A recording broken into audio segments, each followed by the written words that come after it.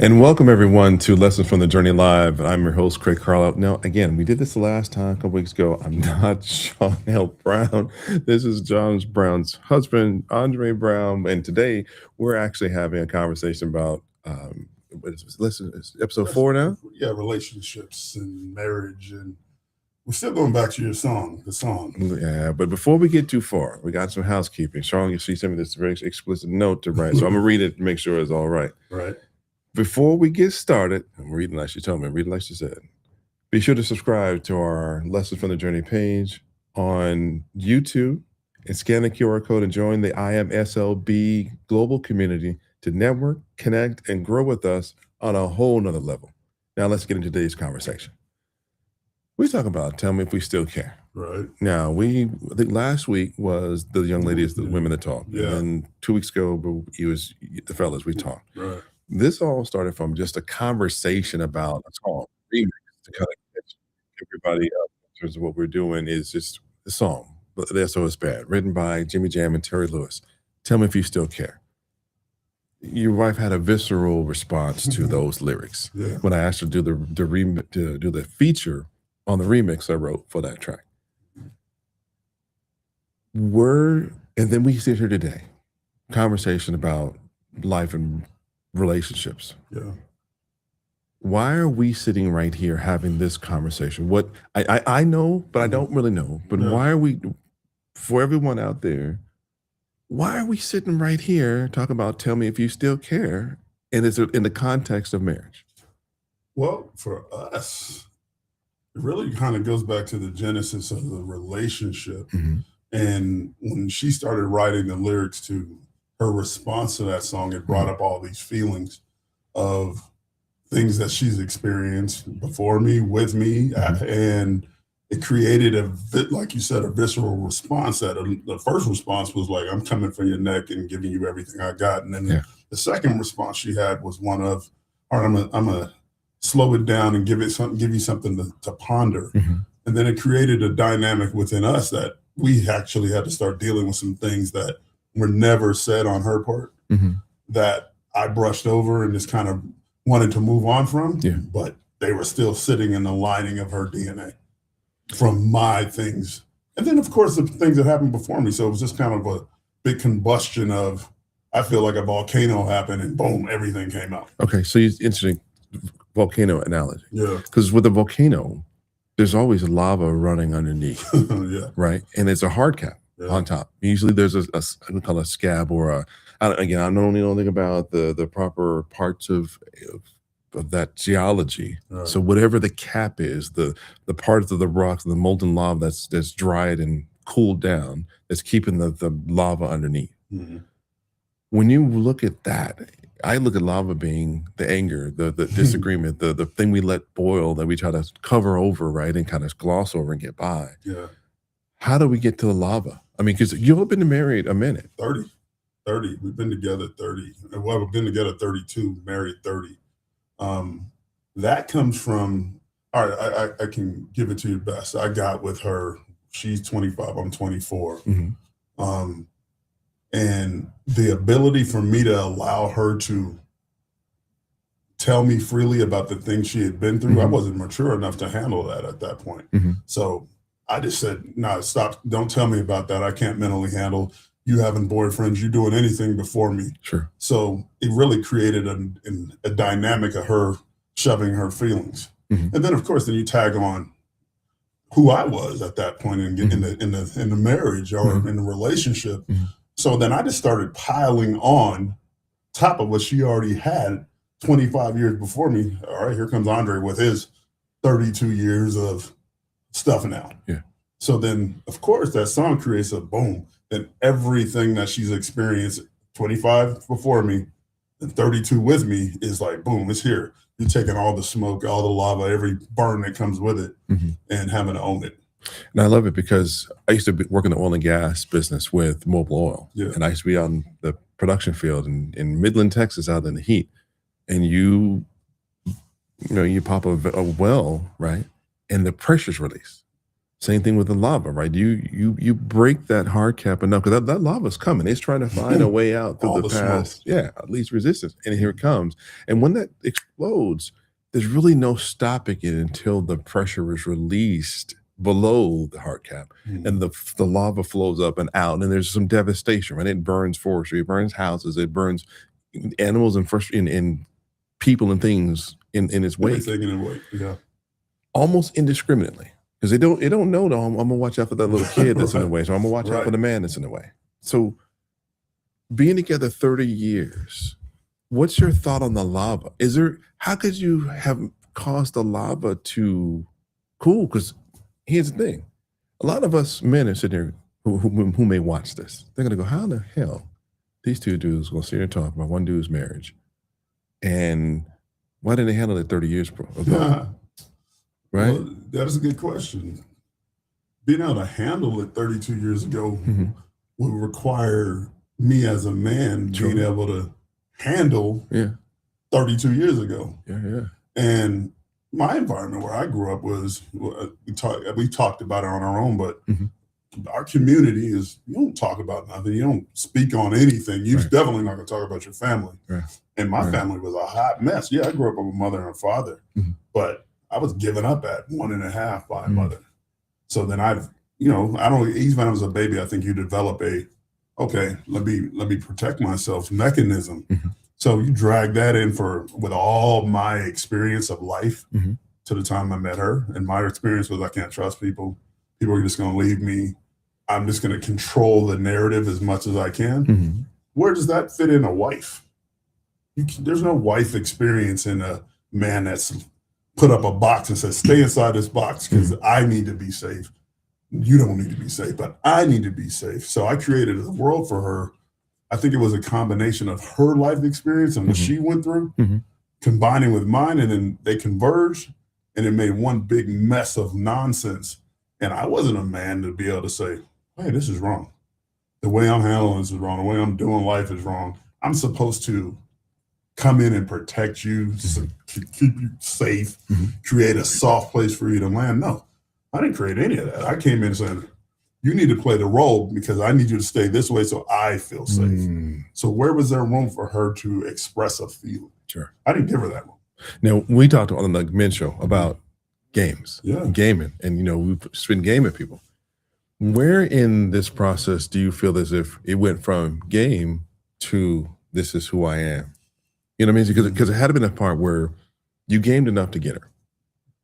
Because there's no way, obviously, you came in with this 32 years later, 32 years before, like this, and you got with her. Because if the volcano busted then, now, I should say, there's no way you would have connected then. No, we wouldn't be together. If she had, I think they always say women get married hoping that you'll change, and men get married hoping that you won't change. Sure. And she wanted to change. She started changing, but I'm like, hey, let's keep the status quo so I feel safe in that space. And you get to 32 years, it was stuff that happened in those 32 years that created the volcano. So for me, I'm just going to speak frankly and honestly. I cheated. I was, I grew up with an abusive father, abusive mentally, emotionally, physically, all those things, neglect, irresponsibility. I can give you a myriad of different things that I did that created an environment of this is not safe. So when you're talking about gaming, the game doesn't stop until you stop playing the game. And if you're still in this box, personally, if I'm still in this box of I got to protect myself, you're still in the game. Bottom line. So when the box came down, probably in the last month, and that's crazy. 32 years in the game. Now I'm out of the game. I'm like, oh, God's like, you're gonna have to lay it out there, and you're gonna have to let the chips fall where they may. We have a mutual friend, Pastor Kenny K. He said to me, Dre, you're gonna need to let the chips fall where they may. He told me that 8 years ago. And I didn't know what that meant. But when she came to me after this song and was pissed and screaming and yelling and doing all that and expressing every emotion, I want to get divorced and that, I was sitting there like, whoa, where is this coming from? And then I realized sitting in the car probably like 3 weeks ago. It's like, oh, actually, after a conversation I had with one of my counselors, I said, I didn't do my job. I didn't do the one job God gave me. Yeah. I told Sean every day now, I was like, who woke up to a job? The man woke up to a job, not the woman. Yeah. I had a job. Yeah. Love, protect, secure, safety. Sure. I didn't do the job. So now I'm looking at her like, oh my God, I spent 32 years of your life not doing the job. I spent 32 years playing that game of trying to protect me. Let's talk about that, because we're gonna read some parts. Yeah. We're gonna talk through some of the saying the words to it. It even gives me a visceral response to it. And I did not read any of this purposefully until now. So we're going to read it cold together. I think I might have glanced at it when you and I were talking prior. And as I'm finding this, because it's one of the times when tech fails you, tell me how you feel now, knowing that your wife has actually written a victim impact statement. I mean, because on the for real, it's easy for me to use the word I want to use, but we're going to substitute another word because it's a family-friendly show. Right. You know what I'm saying?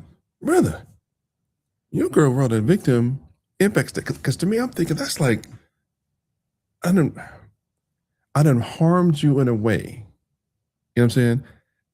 And I'm thinking, I know you enough to know that dude didn't do that. But I don't know either one of you to be inconsistent, right? To be liars. So if she says that you did this, I did it. then you did it. Yeah. And I'm like, and there's a part of me I'm thinking, okay, we on TV, old school, we on wax, putting this down. We're doing this right now. And I told Sean, you know, I'm gonna look in the camera and tell you, you and I talked on the phone. I told you then, you and Andre are either the most heroic people I've ever met in my life, or the craziest people I've ever met in my life. To have folks in your life business right now talking about this topic. How do you respond? I don't say feel, because the feelings is out the door, because we here now. Yeah. Where are you at with reading? And you didn't even read it. No, I read it. You read it. I read it a read it. couple I mean, did she read it to you first, or No, you I read it? She sent it to me, and I sat there and read it in front of her. Okay, so as I'm pulling this up, because we'll talk about a couple of these pieces. Yeah. You have to tell me, cold call.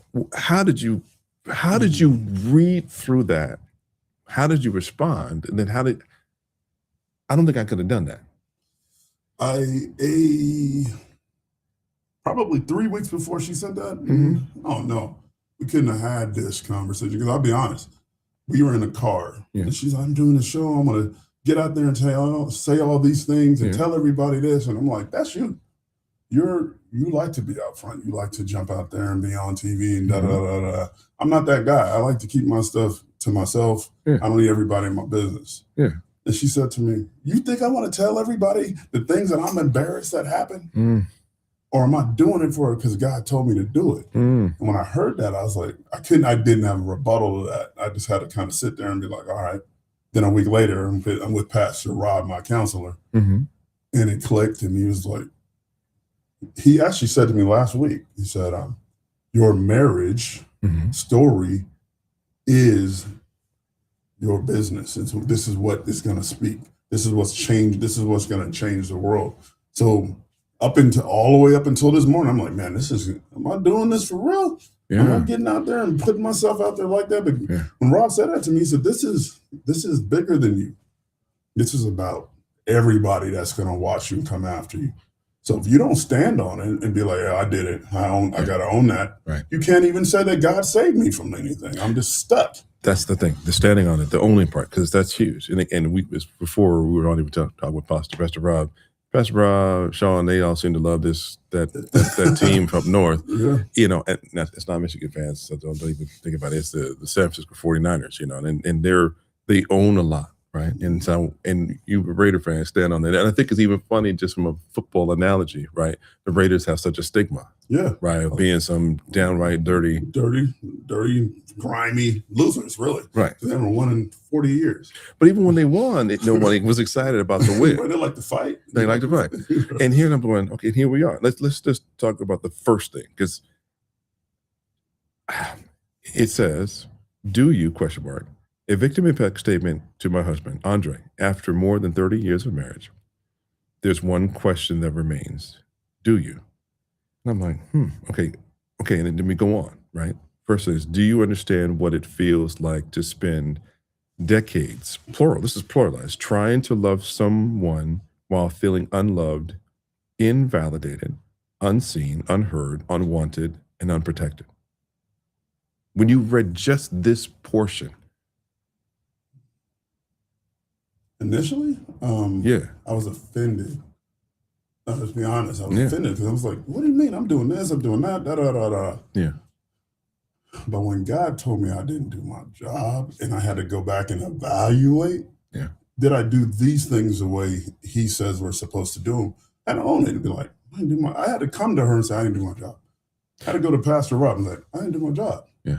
I fell down. She should never have been in a position that even needed to be able to make that statement to Well, me. talk to me about how to. What's an example of any one of these that you know the Lord gave you?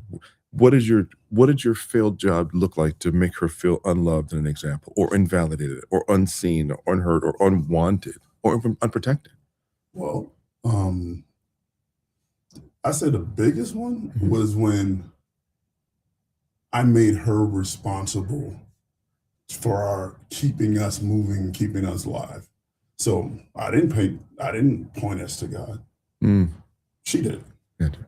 I didn't look at everything and say, I'm responsible for that. I need to make sure of that. I mean, I made her literally the husband and made me the wife. Mm, So almost instantaneous. I mean, I'll just break it down. Our first house we bought, mhm. she made all that happen. I just sat in the cut and let her do all the work. Yeah. And never said to her, now let's stop. Let's get something cheaper. And it ended up blowing up years later because I didn't step in. So I continually put her in a position of my role. So then that made her not be her role. Mhm. And then I'm pissed because she's not soft enough. Mm. She's not nice enough. She doesn't support me enough. But the whole time I'm a tyrant in a lot of ways, not of being selfish as hell, self-consumed, Mhm. and you can't cheat on a person if you're not selfish. So That's not even possible. So let's talk about that, because most men, right? We kind of come home, want to sit down, eat, get something to drink, and turn the TV on. Yeah. As long as the lights are on, the house is still there, and the red sign ain't on the door, quit or stay. What are we doing? I mean, how are you able to look at the other responsibilities on your job and understand what other things that you should be doing? Because there's men we got to help out there, because a lot of guys are saying, hey, the bills are paid, right? You got a place to live, you got food, you got food, right? Your car running. What more you need from me? Chill out, step back. She says to me all the time, I could pay somebody to do that stuff. I could pay somebody to fix food. I can pay somebody Sure. to wash clothes, Sure. fix cars. Sure. What I can't pay somebody to do is to take care of my heart, love me, respect me, treat me well. Because, you see people, stars all the time. They got Yeah. these hanger-ons, and Mhm. they've got people that are around them. They think they loves them, but Mhm. they don't. They're just as good as the next check they can give somebody. Mm. So as a husband, Mhm. it's way more than pay the bills. And that's like you're a single dad. You've Yeah. been single dad a long time. Yeah. You had to do all those responsibilities, Yeah. but there was a big part of it that was missing. Yeah. And that is the heart aspect. Tapping into the heart aspect, because the heart aspect Mhm. makes you really pay attention to how you're treating somebody and how you talk to somebody, how you look at somebody. She told me all the time, I don't like your tone. I don't Mm. like the way you look at me sometimes. Mhm. And when I checked my heart, I was Mhm. like, I'm looking at you from a perspective that I don't trust you. That eventually you're going to leave. eventually you're going to be gone because I've built up all this history of nonsense. Eventually you out of here, because I would be.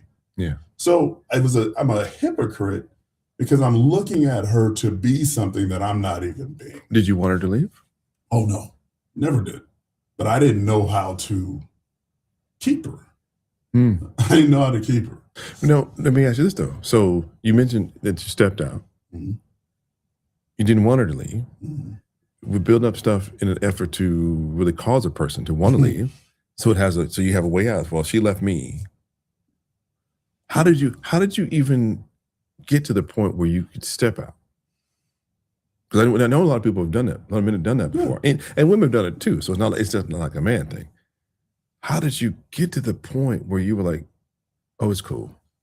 Honestly, got to that point because I once again was being Andre at that stage in the game, just being irresponsible, causing us to be in jacked up situations, caused us to. I wasn't paying bills and was just doing the most.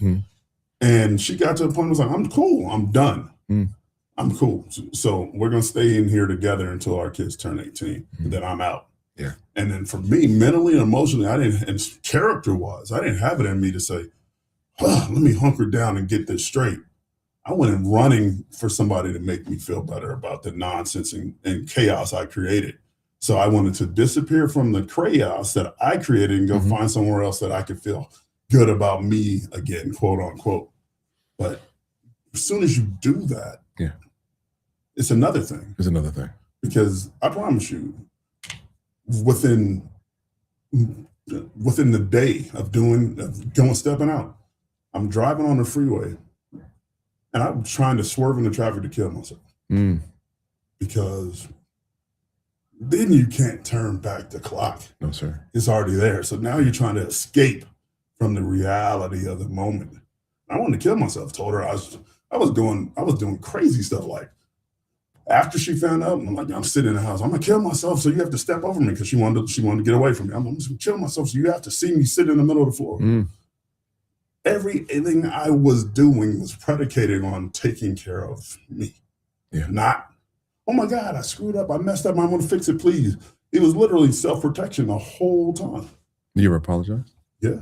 I mean, like, even I don't say to yourself, but do you ever tell her, look, I'm sorry for making you feel this way? Probably more so in the last month than I have ever. And when talking about Pastor Robbie, he just was like, Dre, you're gonna have to learn to forgive. And he said, you're gonna have to learn to forgive you. Yeah. And then you're gonna have to forgive Sean. And I was like, what do you mean I gotta forgive Sean?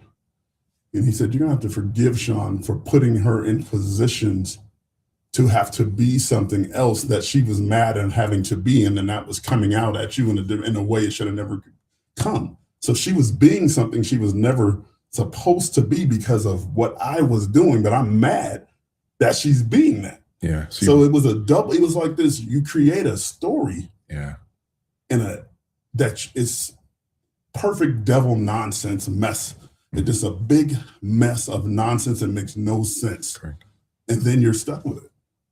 Question here. She got mad when I said I need to forgive you. She got pissed. Because I can imagine because it feels selfish again. Yeah. Because why would you have to forgive her for anything? Right. It's all because you the one caused it. Now, another one says, do you understand what it feels like to be betrayed by infidelity and then have your pain minimized and dismissed? To be told there were 8 women for every man and that I needed to stop whining. That was probably the most regrettable. It's funny. After I cheated, I went to somebody I thought could help me, a pastor friend. And he gave me those words. He was like, tell her stop whining. There's a bunch of women out there. You came home. That's literally what he told me. And I came home and said that. Until this day, I'm eating the smoke on that one. And that was, we're talking 12 years ago, 14 years ago. Because that was the most disrespectful thing I could have ever said. Sad. But I went to somebody and said, hey, how do I handle this? But not understanding who I went to wasn't past that himself. So I'm trying to get some direction and got bad direction. And I'm the idiot for listening to it. I should have had my own relationship with God to be like, God, how do I handle this? Yeah. But I tried to run to another man to help me fix my problems. And he could only give me as far as he went. So not his fault. He gave me what he had. Yeah. It was my fault for being in that position in the first place. Where are you now? I know in a moment we're going to bring on a guest. We've got Pastor Rob Lane is coming, and we're ready for that almost any moment. Not yet. In a few moments. Bedtime. So he's going to actually. You know what? We might. You know what? Go ahead and bring him in now. Yeah, go ahead and bring him in now. So this is because a lot of men are in your position. Say what they say. There's a lot of men who have struggles in their marriage. I was a man who had struggles in his marriage, my marriage, and we didn't do anything about it. Or the things that we did do weren't good enough. Yeah. Right. And so, and welcome, Pastor Rob. He's pastor with Marriage Lane International, correct? Marriage Lane Worldwide. When I say worldwide, I'm sorry. I knew I had to say worldwide. Well, I was. It actually reminds me of a rap lyric, Pastor. Mr. International Worldwide. So, I'm sorry. We're not gonna go there. He's dating himself with that one. Right I know. I'm an old DJ, right? So you get a lot of smoke from the DJ guy, right? Nice. But it's just one of those things. So, Pastor, as we as men are in these relationships, obviously that are salty, faulty, that are fraudulent, goes back to the game plan, the masks we put on, the uniforms that we put on, and trying to be something that we really aren't. How do we then begin to fix this thing? Because you came home, Andre. We came home, but sometimes coming home just isn't enough because we really left some time ago, and sometimes our wives, our spouses have left as well. So it's the Luther Vandross phrase: "A house is not a home because there's no one standing there." Right. Right now, when I turn the key, I'm saying a chair is still a chair, but that chair is empty. Sure, her body is sitting there, but her mind and heart are gone. Way gone. And ours are too. So long question, Joe. How do we bring that back? How do we put the love back into the marriage? How do we put the trust in? Pastor, help some of these men understand. Yeah, I appreciate it. Thank you so much for having me on your guys' show. And Andre, as you were talking, I was backstage, welling up inside, tears. Proud of you, brother, for being out here and sharing the real. Appreciate that. That's a big question, Craig. It really is. It's one of the deepest questions that we all ask. I as you were talking earlier and now coming to where we are now, I would define the game as two questions. The question number one would be, am I loved? Am I loved? And number two, how in the hell do I love? And I think those two questions really do go hand in hand. What happens in our humanness is we flip the script. Yeah. We think, well, if I just simply love, even if I put 10% into it, I got to make sure that I feel good and that other people notice me loving you. And we think that that's going to sustain us. We think that that is going to put, that empty on the quarter, maybe the half full, and hopefully it'll get to the full because people will recognize, wow, you're a loving person, when in reality, I want something from you. Now the truth is, this is what I would say, is that the game has to be, am I loved, and how do I know I am loved? It's an identity issue. When we can get a grasp of understanding the reality that you are in fact loved, 100% unconditional, now then you can go love. Now let me jump in here, because I think that it's easy for folks to listen and say, am I loved? Because we're talking about relationships. So am I loved by my spouse? But that can't be enough, because I've done a study on love. There's at least 7 different versions of love. Yeah. There's the love that every man loves, the sexual love, the eros, the erotic, the Yes. pornographic, to use it's not pornographic, yes, but let's bring the analogy what men think. It's the physical, it's the want to get down kind of love, right? Yes. And then there's the love we have for God, at that reverential, spiritual. And then there's the love we have for man to man, woman to woman, brother to brother, love for family. And then there's the love you may have for a situation, an animate object. There's love you have for a variety of other things as you go through the Greek and Hebrew words, right? And in one singular conversation, we actually can pass through various forms of love at the same time, even different feelings in one conversation you can have with a man or a woman, which make things even worse. So when you say love, let's make it simple. When you say we're all loved for sure, for real, who are you saying that we're loved by? The spouse we with? Because I ain't with nobody. So that means I ain't loved, right? I ain't the only single one out there, right? Or you talk about I ain't gonna put the words out. So Doc, who you saying? Yeah, it's in the person of Christ. Yeah. Unequivocally. And I know, look, like listeners, or viewers from this particular episode may not fully agree with that. And that's okay. We're all on our journey. But the truth is that there is, in fact, a person bigger and greater than us. And we can run from that, but the truth is there is. And that person in the form of Christ, in the person of Christ, is the only one that can qualify, I love you despite your brokenness. I love you fully and completely in your imperfection. And what we do in life, in the game, is we find people, to your point, Craig, we find people to fulfill the empty areas in our life. That's where we go chasing, right? Yeah. And we're all over the place. We're discombobulated in so many ways, and we're trying to find identity by what other people can validate. The only one that can validate that, because he demonstrated it, is Jesus Christ. Okay, so let's stop right there. So it's easy for us to go, okay, Pastor Lane just gave us all the happy, easy love. It's the churchy stuff. He's a pastor. He's going to say that, even though he's right, totally correct. But what do we do about the people who've had a tough life? Yeah, you give it away at a year and a half. You don't understand why. And even as a baby, you may think, oh, babies don't understand that. There's no cognitive, information there. There's no reasoning at that age. But babies understand the gravity. They understand who should be there, the smells, the sounds that they had in the womb. Yeah. I'm looking for that on the outside, and you don't belong to me. And eventually it overwrites, and you get to imprint on somebody else, right?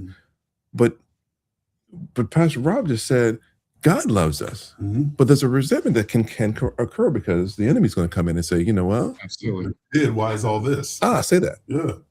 So if God, you really love me, how do we deal with the why? So, and God, it doesn't, Rob, I know Pastor Rob, and I'm a preacher's kid, so easy for me to say it like this. Right on. God ain't here next to me. That's right. And he ain't, well, true, but in a way that I can touch. Right. And feel, right? So, and he don't talk to us in straight answers all the time, right? God, why did you leave Andre at a year and a half and walk away? Sean even tells the story how the folks left her at the hospital. She didn't even have a name. She was girl 6? Girl 6. Correct? Yep.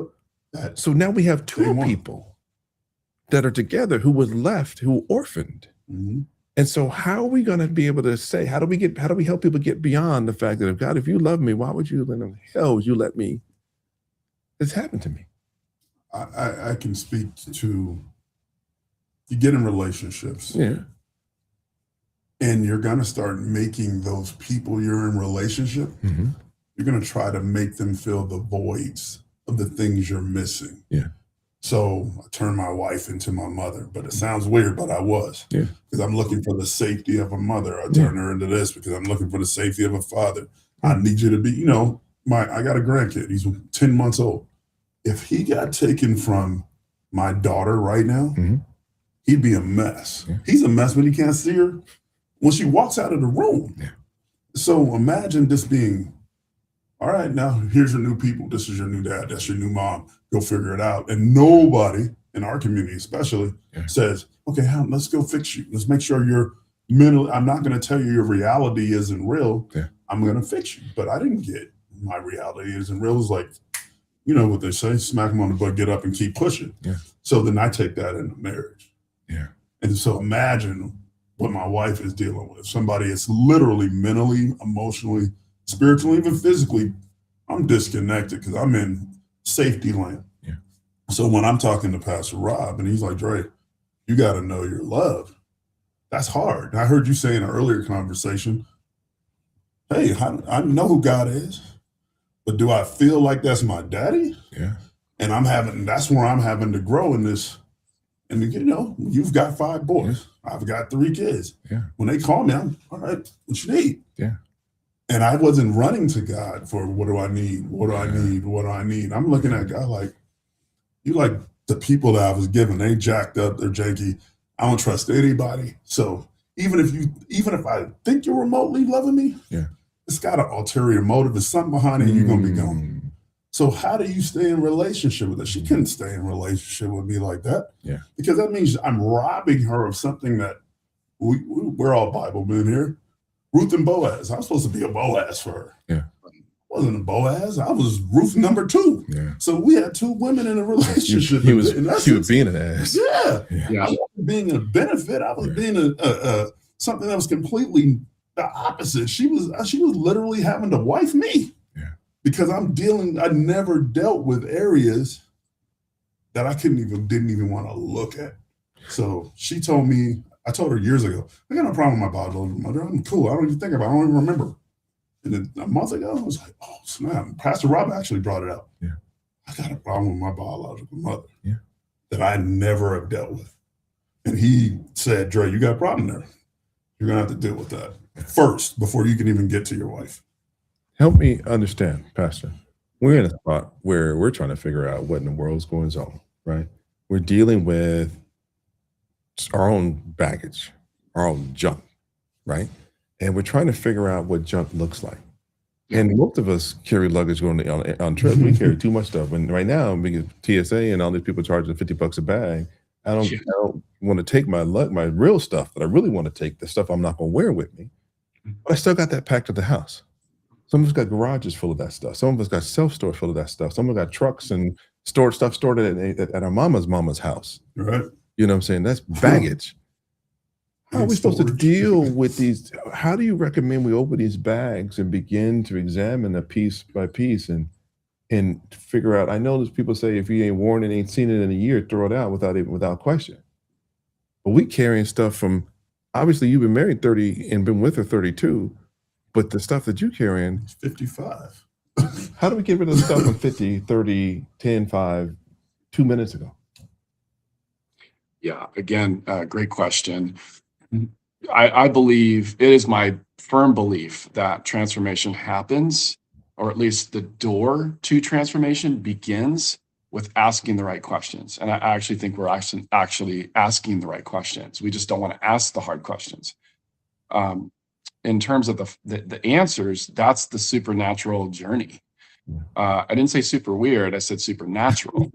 Right. And so it's very similar to, as you were talking earlier, Andre, I was tearing up backstage because I had a proud, like, to use your guys' analogy earlier about a volcano, I had a proud burst within me, and it showed in a little bit of tears, because I feel like I sense that you are that cocoon, the metamorphosis that we see in, from a caterpillar to a butterfly. I feel like you're getting ready to fly, and that's exciting to me. I think, to answer the question, Craig, from my perspective, first and foremost, it is a hard question to answer when the cards have been dealt wrongfully to us.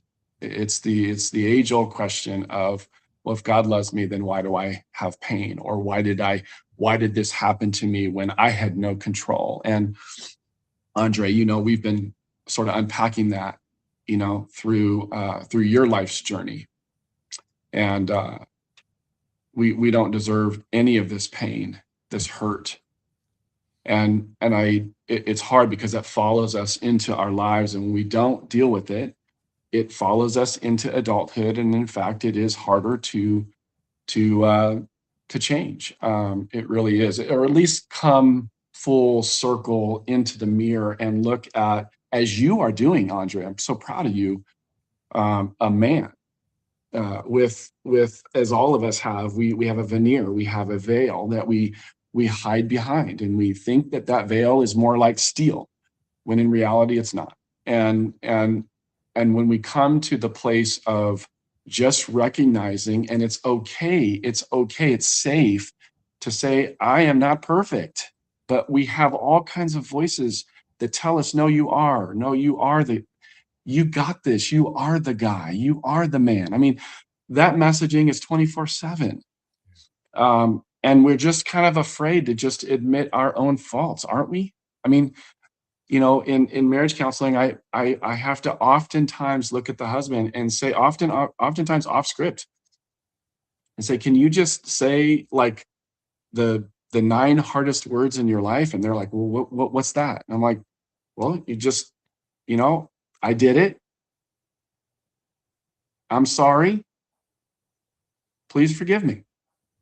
And I think that in the journey of this supernatural process that we often don't see in boots on the ground, we don't have the 30,000-foot perspective that God is the one that's doing the change, and we have to, in our admittance, realize that we all fall short. It's when in marriage the other person doesn't have that same method, because we're all broken, Let me ask you this. So it's part of the reason why, because it's for me, right, that we're in this problem. This problem is that we're not willing to admit our part in this thing, and because as men, we have to succeed. We gotta hunt that Oh, thing yeah. down. We gotta slay that thing. We gotta eat it, we gotta cook it. You know what I'm saying? That's right. We gotta do all these things, but yet we're not given. Unfortunately, there's still a lot of homes that don't have two parents, and even sometimes if you have two parents, they're not really there, or they're working with tools that they're not sharp or really know how to do much with. And then here we are, and it may look like we're bashing parents, and my kids are gonna bash me because I know I wasn't. Mine will. You know what I'm saying? I get it. My tools were dull, and we just fixed the brakes on my kid's Suburban just 2 nights ago. It took me almost 5 hours to get that job done, and a brake job should only take you 15 minutes. The hardest part for me is sometimes getting the bolts and the structure off and disconnected, right? Because they've been on so long, they've been under such tremendous pressure. There's dirt and grime gets in there, and because we don't do proper maintenance, we don't think to remove a wheel, clean the lug nuts off, pull the brake pads off just to clean, just so we get the assembly off. Yeah. Right? We want to deal with them brakes when we start to hear the squeal. Right. And then we're like, oh, the squeal went away. Yeah. Right. The squeal went away because the indicator broke. Right. The indicator for the problem is broke. So now we don't have the guardrail anymore. Right. The Holy Spirit's no longer telling me, and we got turned over to ourselves now, okay, for the super spiritual people out in the world, right? So now we have another problem.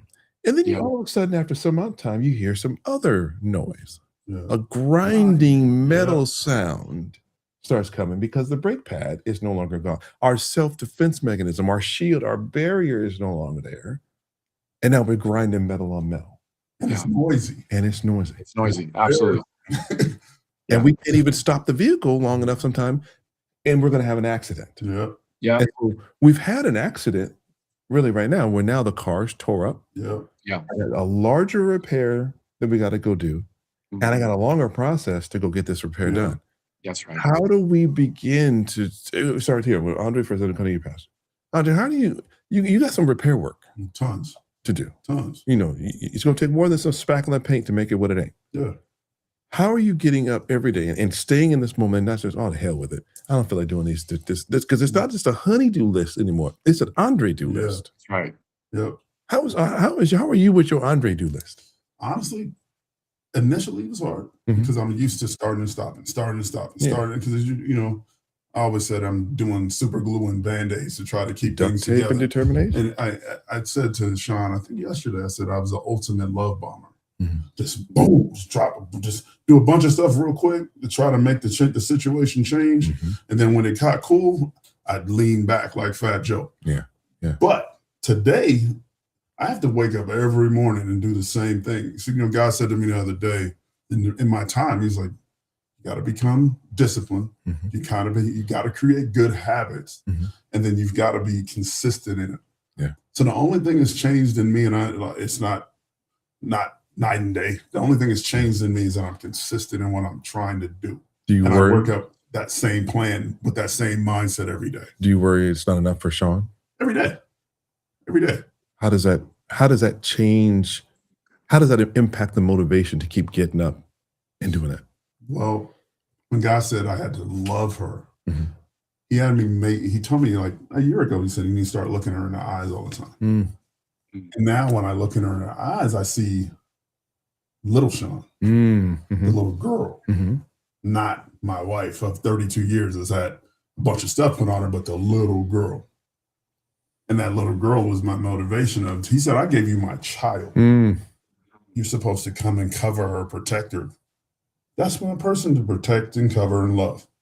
So that's my motivation because my kids, they're my kids and I'm going to love them no matter what. Yeah. So if that's the case, shouldn't I be loving her the same way Mhm. with that same motive? In fact, I should be loving her more. Mm. So if I'm not doing that, Mhm. then I may as well just go ahead and chalk it up to a loss and keep moving. Okay, let's now, Pastor. Now we was going to come and do a question. I'm pinning that real quick, Yeah. but let's be on it for real. Yeah. There's going to be some moments she's not going to give a rip about it's a anything whole that lot of you're doing. moments. It's a whole lot of moments she doesn't care. How do you, what if you? How are you going to deal with it? What if she says, you know what, She F it, could. I'm done? She could do it right now. She How had do to you look walk at out this God? house and How you she look at could her? do it. Realistically, it's a me thing at this point of who I'm. Oh, gonna that's be. selfish, Dre, again, right? It's Right. selfish, but I can't be good for her if I ain't good for me. Okay, so hold on a second. So Pastor, there's a piece here, right? There's a good selfishness that we need to do. Yes. Right. So we need to be Yes. able to make sure that no matter what, we ourselves are handled. Yes. So, Yes. and it's funny how the Lord had brought This is this your shirt. this right this shirt I have on right now. And for those in the cheap seats in the back who can't see, maybe watching on the phone, this shirt says, "I am many things, but I'm not nothing." And Yes. because so often the enemy wants to make us feel like we ain't right, That's right. That's right. and it's not even worth getting up. Mhm. We all know the folks who either we know them personally or we've heard about them who decided to take their life. I was one who Yeah. tried, failed miserably, right? Mhm. Still here. Football players kill themselves. Baseball players, regular old people, Mhm. chefs killing themselves, who we would think at the heights of their career. Comedians, you name it, pastors killing themselves. Yeah. Yes. Makes me think, how are the folks like us, the plain average Joes, on the ground every day? We ain't got no fantastic. Well, Pastor got an international ministry, but we some dads, right? Yeah. And and one day I'll be a husband again, right? How do we keep throwing in the towel because we not at that status? Pastor, how do you tell average Joes like us to not give up? Well, just to kind of keep it real, Greg, I'm also an average Joe, but my name is Rob. So I'll just stay there. We're all average. We think we're more than average, but that's a whole nother conversation for another day. I think that's what we chase, right? Image. Yeah. Yeah. We chase that, and it makes us feel good temporarily. But anyways, to get to the point, how do average Joes get through the things? I can't help but ask this question. The question comes from the deepest part of us, which we are born in the image of God. Yeah. This question of, am I significant? Mm. What can I bring to the table in terms of making a difference in my life and in other people's lives? Those are all good questions. It's a question that I think right now Dre's asking for the very first time for real. And Jesus said it very clearly, like, love your neighbor as you love yourself. But then we got voices all over the place saying, no, that's selfish. Like, to your point, Craig, like, right? I've lived through that guilt for so long until the deepest pain that happened in my life, the deepest betrayal happened in my life. When I had to get confronted with me. And man, so maybe just to put a bow on the conversation or the question at this point is, relationship is eternal. And when we rush and push the gas pedal Mhm. towards what we think is relationship, but most importantly, the relationship with God, he is such a creative God that he would create eternity to know him. Yeah. It's our own flesh that gets in the way to push the gas pedal and steamroll over ourselves and other people to make relationship work. And I think for the very first time, Dre is in new territory. Yes, it's fearful. Yes, it's uncomfortable. Yeah. But the real work's being done because Andre's like, look, like, God, thank you for your patience, for working in a soul that you made, a person that you made, Yeah. and I'm becoming the person that in fact you've called me to be. And I love that Andre's putting at the forefront of that the first church, which is his home and his marriage. I love the fact too that we have to come to a point where we don't give a rip about what anybody else thinks about us but God. Yes. I mean, for me to be even doing this, I had to put down the thing that I always cared about, what other people thought. Oh, yes. And for me, it's like, I don't care. Screw them. Yeah. They're going to say what they're going to say. Everybody's living. We all are here. So what are you doing with your 24 hours? And what am I doing with mine? But here's the funny part. There's other folk out here that talking on that yak, right? Mhm. They're not fixing their stuff. I'm sorry. Sometimes I have a cussing spirit. I'm just cussed. Because All good, brother. there's some stuff that folk aren't doing. Yeah. How many of us are seeing a counselor regularly? And the counselor can't be ChatGPT or Claude or whoever else these other things be. Now you're preaching. Now you're preaching. You know, Right. and no disrespect to those apps, and no disrespect to the online, ministries or online tools, right? Yes. But we can go get a book all day long, That's a right. big book, like stack of books like this house, or a little tiny pamphlet. But if we're not going to put that work in and then go back and say, the person I hurt, the victim impact statement that we read from, I mean, all of it, we had some of it, Mhm. right? Fragments. Fragment. But Fragment. and it's For real. easy for me to read it. Right. You have to look in the eyes of that young woman who Every day. wrote it Every day. and then continue to love not just her, but you got to love you. Yes. Yeah, it is. It's a point of you have to separate. Yeah. You have to separate the two. Yeah. Because me loving her literally has nothing to do with me loving me. I gotta That love part. me, That part. and I gotta That's love her. She had a counselor that told her you can't be an A leaning against each other. You got to be an H standing on your own but connected. Mm. I was a A, we were an A forever, and then it turned into a big old circle of nonsense. Yeah. Now I'm learning she's Sean Mhm. and I'm Andre. She's not a robot. She doesn't just snap back Mhm. and be fine because I'm deciding to do something today. Mhm. That's unrealistic. That's like going and getting tackled backwards Mhm. and then expecting to get some yardage up front. It just Yeah. doesn't work that way. Yeah. You got to actually get Yeah. back down in the stance and go at it again. So when you ask the question, how do we get up every day and do this? I get up every day and do it. Yeah. I made a choice and a decision to get up every day and do it. So I'm not no superhero. I'm not Jesus. I'm Andre. Yeah. Just 55-year-old dude that's just trying to figure it out before I get to the end. So when my son is a husband one day and my daughter both my daughters are married, that they know, all right, this is my daddy wouldn't do that. Yeah. My dad treated my mom like this. Mhm. He came back from this nonsense, and this is how their relationship is because he decided to do something with him. I'm not just in one council. I got 3-4 different things I'm going to. Sure. 2 with the military and 1 with Robin. Another thing is starting. So it's like, all right, I'm in it. Yeah. I'm in the pool. I got to go swim. Hey, Either Craig, I'm in the pool. right, man. This is so good. I'm so glad. Like, this is like confirmation. So you probably can't see this, but this is a quote before we started as we were getting to know each other. I wrote the quote that comes from Lecrae. He says it this way: "If you live for man's approval, you'll die from their rejection." Woo. And I think that's solid. I mean, that is a home run. That's a touchdown. That's a goal. That's all of it. And I think that's the pinnacle. I think the crescendo of really what we're talking about here. Because it's so true. Because we can't do anything as men. We're taught that we're supposed to be on top. We're supposed to be Yes. the conqueror. We're supposed to be That's right. the man, right? Yes. But we all can't be the man in human eyes, right?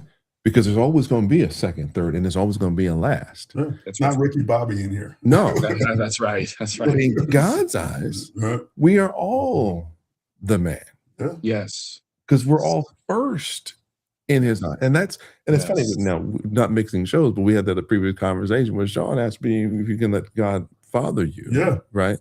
But we don't think about it that way because even on our kids, Dion said it. I says, I got a child Pecking ranking. order, Yeah, right, child rankings right. came out to this week, and this kid's on top. Right. And I'm so thankful that God doesn't do that. And no shade on that, Dion. It's a funny, humorous thing he does as a father. I think he's a great role model to use. But we're talking about in a literal sense, God has no favorites.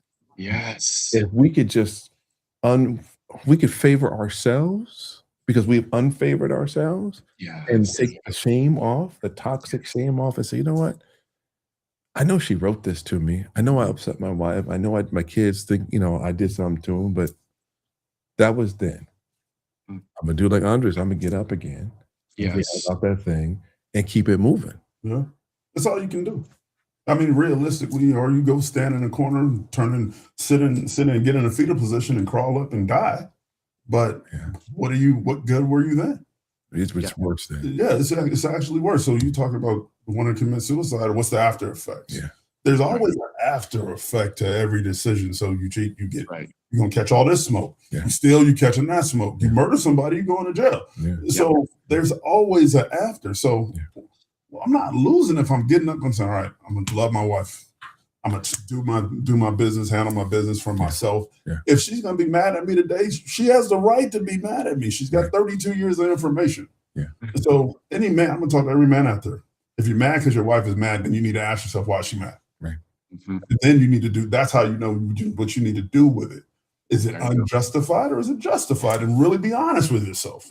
Now, there's something that we talked about in the previous show: happy life, happy wife. Which I think it's something a lot of people have. Right? Rob's laughing. Yeah. I get that. So I think that's something we need to get straight. There's going to be some moments when our wives are going to be mad at us. Yeah. Because we're following what the Lord told us to do. And that's got to be okay.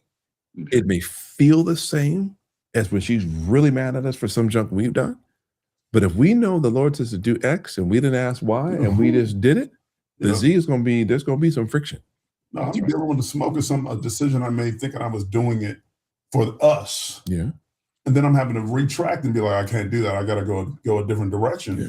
And I can't. And I was doing it for thinking I was playing Captain Hero, Mhm. trying to save everybody, but I wasn't listening to God. He said, do something. Did he tell me to do it the way I did it? Right. And then Yeah. it became a Andre thing instead of a God thing. And now I'm having to go tuck my tail and be like, I was wrong. Let me do this differently. So it is part of the process of being a human. You make mistakes. You don't always listen. Me and God are just getting to a point of I can hear you when you're talking to me. Yeah. So, Yeah. and that's not every day. That's only when I check in. Yeah. That's only when I check in because I'm used to not checking in. Like you said, it's the brake on the tires. I mean, on the car. It's been on there so long. It takes a lot of effort to get that off. And that's what this is, a lot of effort to get that off and not make her responsible for making me feel okay. What's funny, you said we talk about cars, right? We give the analogy of those brakes. I actually had to use an impact wrench, To really, a heavyweight one, just to get the lug nuts off the car. Mm. But it was funny is I didn't even think about the fact that it felt like it came off easy because the impact wrench just burp, burp, burp, and it was off, Yeah. right? But I couldn't do it in my own strength with a regular crescent wrench or even a breaker bar. I couldn't do it, right? Mm. I used that same impact wrench on the top nut on the brake pad caliper. Mhm. Came off easy because I could get that tool in there. The right tool for the right. I had to go buy another impact wrench Yeah. and get on the inside lower one because there was some obstructions that didn't allow that one tool for for the next job to be done. So I had to go get another aspect, another counselor to get involved and do something else. Then I still couldn't get it right because that smaller impact wrench wasn't strong enough, though it was pneumatic. It wasn't strong enough because I had some junk on that bottom wrench, by the nut. I couldn't get it off. Mhm. So I had to go back to the manual crescent wrench. I had to put some leverage on that thing. Yeah. We took a bar from the jack and stuck it on the end of that thing, and we began to kind of put some leverage on that thing and get it done. So we have to get another counselor. And we really had to do it. Okay, so we're gonna stop right there. Tech team is wrong. Tech team's on us. Y'all on it. Thank you very much. So I don't have the speech written for so Sean, I apologize. I'm gonna look at your camera. So I know you're watching. So I'm gonna butcher this real bad, but we're gonna do our best. And the tech team's gonna put up all the information. You are watching us on Lessons from the Journey Live every Saturday morning here at 10 a.m. Pacific, right here on IMSLB Global Community. And I looked at the tech team to make sure I'm getting my notes right. And also, if you want to join the after conversation, you can join us. Make sure that you are subscribed to the IMSLB Live, and you'll be able to join that after party conversation. If you are a member, this is a place where you can grow, and we're going to do a lot of other things to help you become better, better, and better. Thank you, Pastor Rob, for being with us on the live. Don't go anywhere. We're going to be here in the conversation. Thank you, Dre, for your transparency. Thank you, Lord, for allowing this to happen. Thank you all for being right here, right now on Lesson for the Journey Live.